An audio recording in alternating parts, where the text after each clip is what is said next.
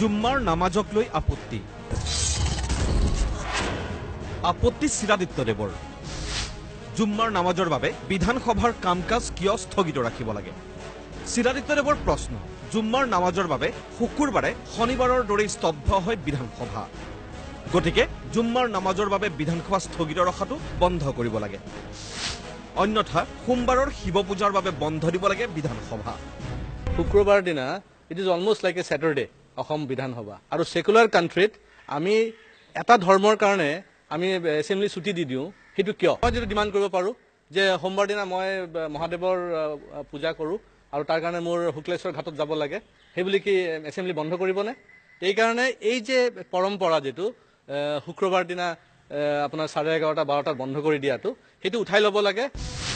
ইয়াৰ পূৰ্বেও ৰাজ্যৰ 97% মুছলমান বাংলাদেশী তথা শুকুৰবাৰে নামাজত মৌলবাদী কাৰ্যপন্থা তৈয়াৰ হয় বুলি চৰম সাম্প্ৰদায়িক ভাষ্য আগবঢ়াইছিল হোজাইৰ বিজেপি বিধায়কজনে। আৰু এইবাৰ বিধানসভাত মন্ত্ৰী উপস্থিত নথকা সন্দৰ্ভত প্ৰতিক্ৰিয়া ব্যক্ত কৰিবলৈ গৈ পুনৰ তেজে তেজে সাম্প্ৰদায়িকতা সোমাই থকা নিজ চৰিত্ৰ প্ৰকট কৰি পেলালে বিধায়কগৰাকীয়ে। পিছে চিৰাদিত্যদেৱৰ এই চৰম সাম্প্ৰদায়িকতাত আশ্চৰ্য প্ৰকাশ কৰা নাই বিৰোধীয়ে।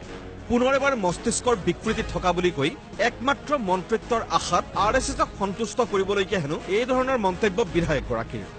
দাবী কংগ্ৰেছৰ বিধায়ক আব্দুল ৰছিদ মণ্ডলৰ। আগলৈ সব ক'ব পাৰে, সব খাব পাৰে, সব কৰিব পাৰে, গতিকে তেওঁক সেই লাইনতে মই ভাবোঁ RSSৰ দৃষ্টি RSSৰ বেছি RSS গিৰি দেখুৱাবলৈ তেওঁ এনেকুৱা উগ্ৰ মুছলমান বিৰোধী কথাবিলাক কৈ RSSৰ তেওঁ প্ৰিয় পাত্ৰ হ'ব বিচাৰিছে। প্ৰতিক্ৰিয়া ব্যক্ত কৰিছে AIDFৰ মাহমুদ ইমদাদুল হক চৌধুৰীয়েও। শুকুৰবাৰে ইছলাম ধৰ্মাৱলম্বী মানুহবিলাকে ঘৰত নামাজ পঢ়িলে নহ'ব, মছজিদত যাব লাগিব।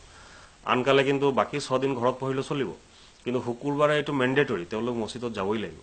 আৰু সেইকাৰণে এইটো আমাৰ সাংবিধানিক প্ৰভিজন, ছেকুলাৰ ডেমক্ৰেটিক দেশৰ আমি মানুহ। এজন বিধায়কে বিজেপিৰ বিধায়কে ক'লে যে চেঞ্জ হৈ যাব, এইটো নহয়। আৰু তেওঁ যি কৈছে এইটো তেওঁৰ কথা, তেওঁৰ সম্পৰ্কে মই লাগি নাথাকোঁ। কেমেৰা পাৰ্চন ৰাজদীপৰ সৈতে ছাজাদুল ৰাণা হুছেইনৰ ৰিপৰ্ট, প্ৰতিদিন টাইম।